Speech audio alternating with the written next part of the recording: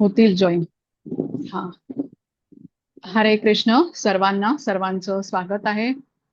Shri Shri Radha Govind ISKCON Mangalore तर्फे घेतला जाणारा हा लेव्हल 2 चा अभ्यासक्रम आहे, ज्यामध्ये आपण आज अध्याय 4 ज्ञानकर्म संन्यास योगचं अध्ययन करत आहोत. तर प्रथम आपण मंगलाचरणने सुरुवात करूया. हरे कृष्ण. ओम अज्ञानतिमिरान्धस्य ज्ञानाञ्जनशलाकया चक्षुरुन्मिलितं येन तस्मै श्रीगुरवे नमः. श्रीचैतन्यमनोभीष्टं स्थापितं येन भूतले स्वयं रूप कदा मह्यं ददाति स्वपदान्तिकम्. हे कृष्ण करुणा सिन्धो दीनबन्धो जगत्पते गोपेश गोपिकान्त राधाकान्त नमोस्तुते. तप्त कांचन गौरांगी राधे वृंदावनेश्वरी वृषभानुसुते देवी प्रणमामि हरिप्रिये. नमः ओं विष्णुपदाय कृष्णप्रेष्ठाय भूतले श्रीमते भक्तिवेदांत स्वामी इति नामिने. नमस्ते सारस्वते देवे गौरवाणी प्रचारिणे निर्विशेष शून्यवादी पाश्चात्य देशतारिणी. जय हो श्री कृष्ण चैतन्य प्रभु नित्यानंद श्री अद्वैत गदाधर श्रीवासादि गौर भक्त वृंद. हरे कृष्णा कृष्णा कृष्णा हरे हरे, हरे राम राम राम हरे हरे. हरे कृष्ण सर्वांना. सर्वात प्रथम आपण श्रीला प्रभुपाद यांना साष्टांग प्रणाम करूया, ज्यांनी आपल्याला समजेल अशा साध्या सोप्या शब्दामध्ये भगवद्गीता आपल्यासाठी लिहिली आणि त्यामुळे या उपक्रम आपण हा करू शकतो आहोत, अभ्यासक्रम पूर्ण करू शकतो आहोत. श्री श्री राधा गोविंद इस्कॉन मँगलोरचे अध्यक्ष नामानिष्ठदास प्रभूजी यांना सादर प्रणाम करूया, ज्यांनी हा अभ्यासक्रम आपल्यासाठी बनवला आणि झूमद्वारे उपलब्ध करून दिला. अन्वय माताजींना प्रणाम करते, ज्यांनी मला भगवद्गीता शिकवली, प्रत्येक श्लोकाचा सखोल अर्थ समजावून सांगितला. तसंच इस्कॉनची सर्व टीम आहे, त्यांना प्रणाम करते, त्यांचे धन्यवाद देते. त्यांच्या सहकार्याशिवाय आपल्याला हा उपक्रम घेणं शक्य होत नसतं. आज वर्गाला उपस्थित असणाऱ्या सर्व भक्तांना सादर प्रणाम आणि सर्वांचं परत एकदा स्वागत. तर आपण ज्ञानकर्म संन्यास योग हा अध्याय 4 बघतो आहे. आपण 33 श्लोक पूर्ण केलेले आहेत आणि आज आपण 34व्या श्लोकापासून सुरुवात करणार आहोत.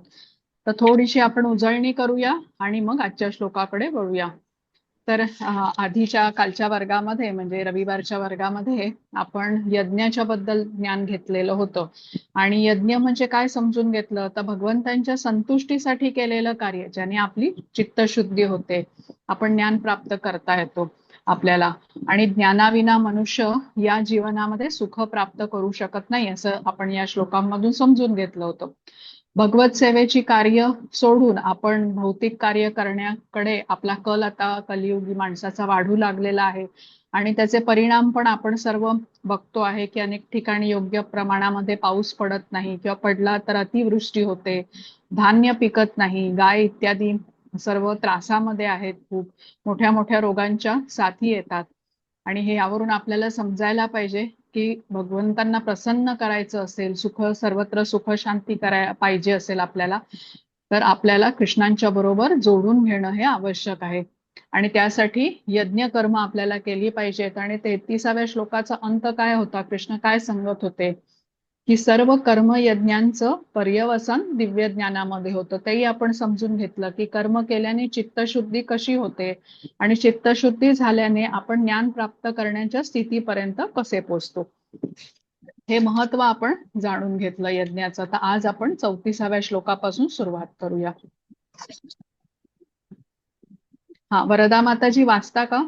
श्लोक वाचता तुम्ही 34वा? एक मिनिट मी खाली घेते. हा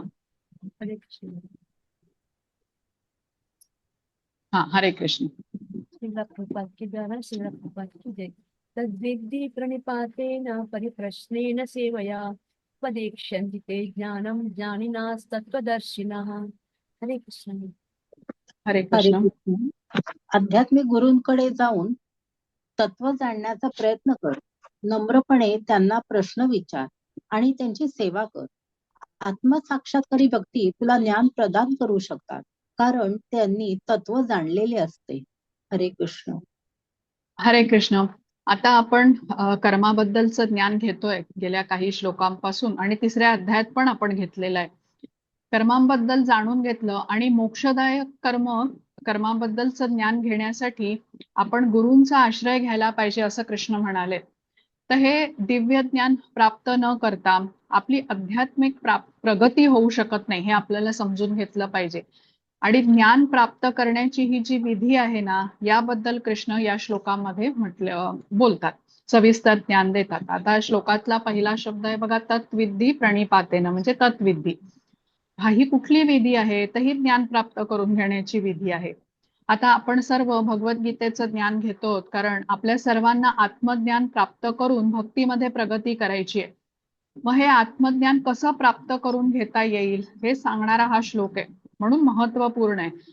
आत्मज्ञान हे अविद्येने, किंवा अविद्या म्हणजे अज्ञान म्हणूया, जो मायाशक्तीचा प्रभाव आहे, याने आवृत्त झालेला आहे. आता ही जी मायाशक्ती आहे ही भगवंतांचीच शक्ती आहे, म्हणजे त्यामुळे कृष्णांची कृपा प्राप्त केल्याशिवाय हे ज्ञान आपल्याला मिळू शकत नाही. कारण ही जी मायाशक्ती असते ही कृष्णांच्या अधिपत्याखाली असते. जेव्हा आपण कृष्णांना शरण जातो, कृष्णांची कृपा होते, जेव्हा आपण त्यांच्या आज्ञेचं पालन करतो, आणि तेव्हा या मायाशक्तीचा प्रभाव आपल्यावरती कमी होऊ शकतो आणि हे ज्ञान आपण प्राप्त करू शकतो. तर इथे कृष्ण स्वतः सांगतात की हे गुरुकडूनच ज्ञान आपल्याला प्राप्त करता येऊ शकतो. गुरूंचा आश्रय हा आपल्याला घ्यावाच लागणार. कृष्णांची कृपा ही त्यांच्या शुद्ध भक्तांच्या द्वारे आपल्याला मिळत असते. आता हे गुरूंच्या बरोबर कसं जोडून घ्यायचं, त्यांच्या संतुष्टीसाठी कार्य कसं करायचं, म्हणजेच यज्ञ कार्य कसं करायचं, हे आपल्याला मागच्या श्लोकांमधून आपण बघितलेलं आहे. आता ह्या श्लोकामध्ये आपण हे ज्ञान प्राप्त करण्याची जी विधी आहे, म्हणजे गुरूंचं माध्यम आहे, ह्याचं महत्व आपण जाणून घेतोय. तर तत्विद्धी म्हणजे ज्ञान प्राप्त करण्याची ही प्रक्रिया. प्रणिपातेन हा दुसरा शब्द आहे. प्रणिपातेन म्हणजे मी अज्ञानी आहे, गुरु श्रेष्ठ आहेत आणि ते ज्ञानी आहेत ह्याचा स्वीकार करायचा, तेव्हाच हे ज्ञान आपण प्राप्त करू शकतो. आपण कनिष्ठ आहोत आणि गुरु वरिष्ठ आहेत, ही स्थिती आपल्याला या गोष्टीचा स्वीकार केला पाहिजे, तेव्हाच आपण कोणाकडून तरी ज्ञान घेऊ शकू. जसं आता एखादा ग्लास रिकाम असेल तर त्यात पाणी भरलं जाऊ शकतं, तसंच तो व्यक्ती ज्या वेळेला रिसिव्हिंग मोडमध्ये असेल, ज्ञान घेण्याच्या परिस्थितीमध्ये असेल, तेव्हाच तो ज्ञान घेऊ शकतो. म्हणजे उत्तम गुरु असला तरी शिष्यही कसा हवा? सत्शिष्य हवा. आता एखादा ग्लास जर का उलट पडलेलं असेल तर मग त्यामध्ये काहीच भरलं जाऊ शकत नाही.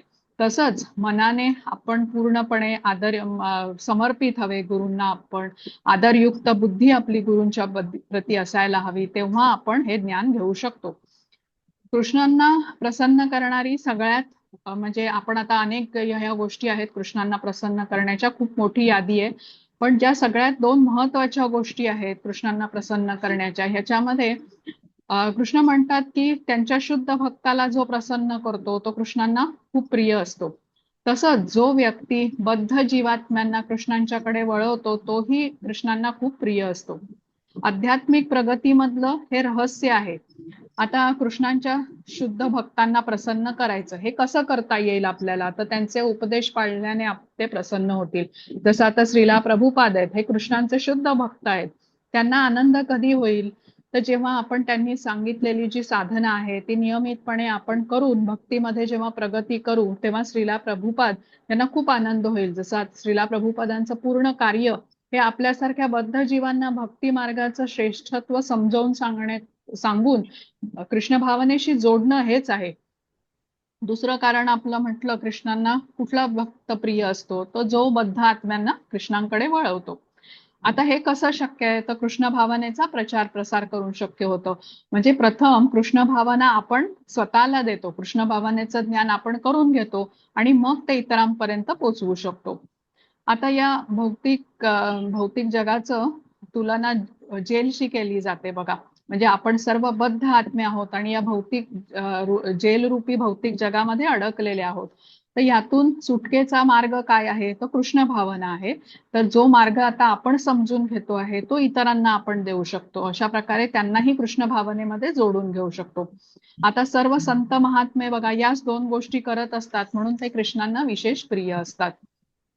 आता भक्तीमध्ये जेव्हा आपण प्रगती करतो तेव्हा आपली कृष्ण भावना दृढ होते आणि भक्तीच्या ज्या 9 पायऱ्या आहेत त्याच्यामधली पहिली पायरी ही श्रद्धा आहे, जो पाया म्हटला जातो.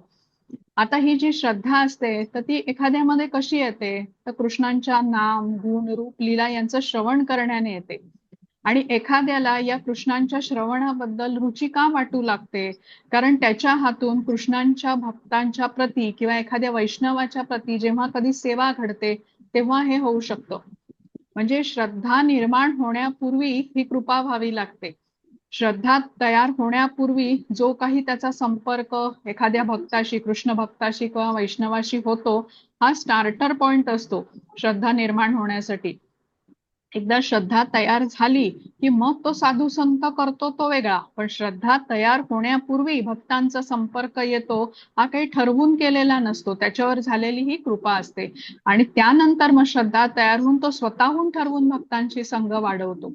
आता हा जो स्तर आहे ना, हा आपण जो श्लोक बघा, मी ग्रुपमध्ये आपण एकदा चर्चा करत होतो तेव्हा तो येशाम तू अंतगतम पापम जनानाम पुण्यकर्मणाम ते द्वंद्व मोह निर्मुक्ता भजन्ते माम दृढव्रता. म्हणजे काय, ज्यांनी या जन्मी आणि पूर्वजन्मी पुण्यकर्म केलेली आहे, ज्यांची पापकर्म पूर्णपणे नष्ट झाली आहेत, ते द्वंद्वरूपी मोहातून मुक्त होतात आणि दृढ निष्ठेने माझ्या सेवेमध्ये युक्त होतात, असं कृष्ण म्हणालेले आहेत. 7व्या अध्यायातला 28वा श्लोक होता. म्हणजे या स्तरावरती जेव्हा आपण आलो तेव्हा कृष्ण योजना करतात, कुठल्या तरी त्यांच्या भक्ताशी आपला संपर्क घडवून आणतात आणि तिथून पुढे आपण हा मार्ग पकडतो. तर हे गुरूंचं महत्व आपण समजून घेतोय. आता कृष्णांना आपण प्रसन्न म्हणजे ज्या 2 गोष्टी प्रिय आहेत त्या बघितल्या आपण. तर जेव्हा आपल्या प्रामाणिक प्रयत्नांवरती गुरु प्रसन्न होतात तेव्हा ते आपल्याला ज्ञान देतात. आता खरं तर कृष्णच आपल्या हृदयामध्ये ज्ञानदीप प्रकाशित करत असतात. गुरूंना संपर्क करवून आणण्याची योजना ही कृष्णांचीच असते. तर हे ज्ञान आणि बोध घेण्याचा सगळ्यात सोपा मार्ग म्हणजे आपल्याला श्रवण सांगितलंय. ते कसं केलं पाहिजे, तर लक्षपूर्वक श्रवण केलं पाहिजे. हे ज्ञान घेताना आपल्याला प्रश्न पडले पाहिजेत. आता गुरु कसे आहेत, ज्ञानाचा भंडार आहेत, ते त्यांच्याकडे खूप ज्ञान आहे, कारण त्यांनी सत्य जाणलेलं आहे, त्यांना आत्मबोध झालेला आहे. आणि शिष्यही तेवढाच तत्पर असतो, विनम्र असतो, विवेकी असतो आणि दोघांमध्ये आता ही सुंदर अशी आदान प्रदान होत असते. आता श्रीकृष्ण स्वतः भगवंत आहेत, पण तेही सांदीपनी ऋषींच्या आश्रमामध्ये जाऊन राहिले होते ज्ञान घेण्यासाठी. प्रभू रामचंद्र वशिष्ठ ऋषींकडे गेले होते, गुरुकुलात ते राहिले होते. तर त्यांनीही आपल्या आचरणातून गुरूंचं महत्व हे सर्वांपर्यंत पोहोचवलं. आता भौतिक जगामध्ये बघा, कुठलंही ज्ञान जे आपण घेतो, अगदी कितीही कष्ट करून घेतलेलं असेल, अगदी डॉक्टरेट सारखी उच्च पदवी जरी आपण प्राप्त केली तरी ते देहाच्या मृत्यूनंतर ते नष्ट होतं. म्हणजे पुढच्या जन्मी हे ज्ञान आपण आपल्या बरोबर घेऊन जाऊ शकत नाही. पण कृष्ण भावनेचं ज्ञान कसं आहे, हे शाश्वत आहे, चिरंतन आहे आणि आपल्या बरोबर सदैव राहणार आहे. कारण हे ज्ञान आत्मा ग्रहण करतो आहे. हे ज्ञान आपल्या बरोबर हे पुढे जातं मृत्यूच्या नंतर. आता एक नेहमीचं उदाहरण घ्यायचं असेल तर बघा, आपण घरी ना लोण्यापासून तूप बनवतो. तर काय करू आपण, की ते लोणी कढईमध्ये घालू आणि गॅस बारीक करून ठेवू, अधूनमधून लक्ष ठेवू त्याच्यावरती. तर आपण बघतो की लोणी कसं रंग बदलतं हळूहळू आणि मग बेरी खाली राहते आणि तूप वरती येतं. तर माहिती आहे ही प्रक्रिया आपल्याला सगळ्यांना. आता कल्पना करा की हळूहळू आता लोणी रंग बदलू लागलंय, पण आता अजून तूप वरती आलेलं नाहीये आणि अचानक गॅस संपला. आपल्या लक्षात आलं तर आपण काय करतो, मग आपण दुसरा गॅसचा सिलेंडर जोडतो आणि परत गॅस ऑन करतो आणि ही प्रक्रिया जिथे थांबली होती तिथून पुढेही सुरू होते. आता गॅस संपला किंवा गॅसची उष्णता मिळणं बंद झाली आणि प्रक्रिया थांबली म्हणून ते लोणी पूर्ववत होतं का, तर तसं होत नाही. अग्नीने त्याचा जो बदललेला गुणधर्म असतो तो तसाच राहतो. परत अग्नीची उष्मा मिळाली की ती पुढची प्रक्रिया सुरू राहते. तसंच इथे होतं. या जन्मी आत्म्याचं शुद्धीकरण जर का 10% झालेलं असेल तर 10%च्या पुढे ते दुसऱ्या पुढच्या जन्मी सुरू होतं. म्हणजे 10% शुद्ध झालेला आत्मा आता पुढचं शरीर धारण करतो. त्याच्या हृदयामध्ये स्थित परमेश्वराला, भगवंतांना त्या आत्म्याची इच्छा, प्रामाणिक प्रयत्न हे सगळे माहिती असतात. त्यामुळे पुढील जन्मी तशी शुद्धीकरणाची संधी भगवंतांच्या कृपेने परत प्राप्त होते आणि 10%च्या पुढे आता ही प्रक्रिया सुरू राहते. अजून एका प्रकारे आपल्याला समजून घेता येईल बघा. आता आपण नेहमी काळजी घेतो कुठलं अन्न खातो ह्या गोष्टीची. कुठे रस्त्याच्या कडेला गाड्या उभ्या आहेत, तिथेच अन्नावरती माशा बसलेल्या आहेत, असं अन्न आपण काही खात नाही. आपण घरी बनवताना पण चांगल्या दुकानातून ते सामान आणलेलं असतं. फळं भाज्या वगैरे ताज्या बघून आपण घेतो, स्वच्छ त्या धुवून मगच ते खातो. किंवा तेलकट आहेत, मसालेदार असे पदार्थ आपण अन्न खाण्याचं टाळतो अशा प्रकारचं. कारण हे अशा प्रकारचं अन्न खाल्ल्याने त्याची प्रतिक्रिया काय मिळणार हे आपल्याला माहिती आहे. आजारी पडू किंवा आपल्याला अपचन होईल असं त्याची प्रतिक्रिया आपल्याला माहिती असते. म्हणजे ज्ञान घेऊन आपण हे अन्न खातो. किंवा जेवण्याआधी आपण साबणाने हात स्वच्छ धुतो. अशा प्रकारे तब्येतीची काळजी घेतो. कारण आपल्यासाठी कुठली गोष्ट योग्य आहे याचं हे ज्ञान घेऊन आपण ती त्या प्रकारे केलेली असते. तसंच कृष्ण इथे आपल्याला सांगतात की या मनुष्य जीवनामध्ये तुम्ही ज्ञान घेऊन कर्म करा, म्हणजे ती कर्म तुम्हाला बंधनामध्ये टाकणार नाही. जसं आपण आता शिळं अन्न आहे, जमिनीवर पडलेलं आहे, माशा बसलेला आहे किंवा त्याला दुर्गंधी येते, असं अन्न जर का आपण हात न धुता खाल्लं तर आजारी पडू. मग आता हे ज्ञान आपल्याला कुठून मिळालं, तर आपण शाळेमधून शिकलो, आपल्या शिक्षकांनी आपल्याला शिकवलं होतं. तसंच कर्म आणि त्यांच्या प्रतिक्रिया ह्या आपल्याला प्रमाणित आध्यात्मिक गुरूंकडून शिकून घ्याव्या लागतात. या जाणून घेण्याचं हे ज्ञान आहे. आता आपल्या मुलांना आपण शाळेमध्ये घालत असताना कुठे गल्लीच्या कोपऱ्यावरती कोणी ओळखीच्या व्यक्तीने शाळा उघडली म्हणून आपण काही त्याला पाठवत नाही. आपण सरकार मान्य शाळेमध्येच पाठवतो. जो सीबीएसई बोर्ड आहे, आयसीएसई बोर्ड, एसएससी बोर्ड, अशा ज्या सरकार मान्य शाळेतच त्याला पाठवतो. कारण तिथे योग्य प्रकारे ज्ञान दिलं जातं ह्याची आपल्याला खात्री असते.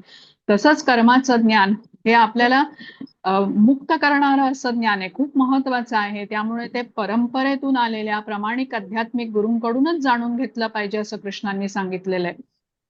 प्रमाणित आध्यात्मिक गुरु हे परंपरेतून आलेले असतात आणि परंपरेचं महत्व आपण समजून घेतलेलं आहे. आणि ते कसे असतात तर सततम कीर्तयंतो माम यतंतश्च दृढव्रता असतात. म्हणजे सतत कृष्णांचं कीर्तन करतात, कृष्ण ज्ञानाचा प्रचार प्रसार सर्वत्र व्हावा याच्यासाठी दृढ निश्चयाने प्रयत्न करत असतात. जसं की श्रीला प्रभुपाद. आपल्याला समजून घेतलं पाहिजे की व्यक्ती कितीही बुद्धिमान जरी असला ना तरी योग्य अयोग्य हे जेव्हा तो आपल्या मनाने ठरवतो ना तेव्हा त्याचा गोंधळ होतो. आता अर्जुनाचंच बघा, किती मोठा युद्ध आहे, बुद्धिमान आहे पण तो गोंधळून गेलाय. त्याने युद्ध करायला नकार दिला होता.